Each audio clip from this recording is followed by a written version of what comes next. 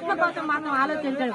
ఆత్మ కోసం ఆలోచించాడు. ఈ ఆత్మ నరకానికి వెళ్తుందా స్వర్గానికి వెళ్తుందా అని ఆలోచించే మనుషుడు అక్కడ కూడా లేడు. కానీ ఈ లోకంలో పెళ్లిళ్ళు చేయాలి, మంచి భవంతులు కట్టాలి, అర్జించాలి, ఎవరు ఏమైపోయినా అన్యాయంగా అక్రమంగా దోచుకోవాలంటాడు. కానీ తర్వాత తన ఆత్మ ఏమైపోతుందో ఆలోచించే మనుషుడు అక్కడ కూడా లేడు.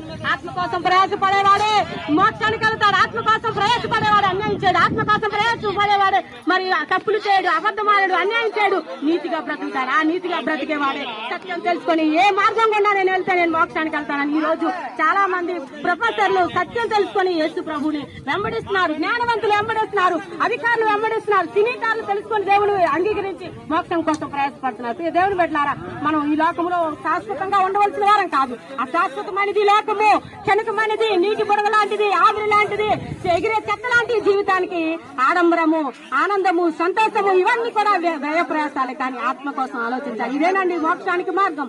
ఎవరైతే ఆత్మ కోసం ఆలోచిస్తారో వారు యేసు ప్రభుని వెంబడించక మానరు. కనుక ప్రియదేవుని బిడ్డలారా, యేసు ప్రభు మన అందరి కొరకు ఆత్మరక్షణ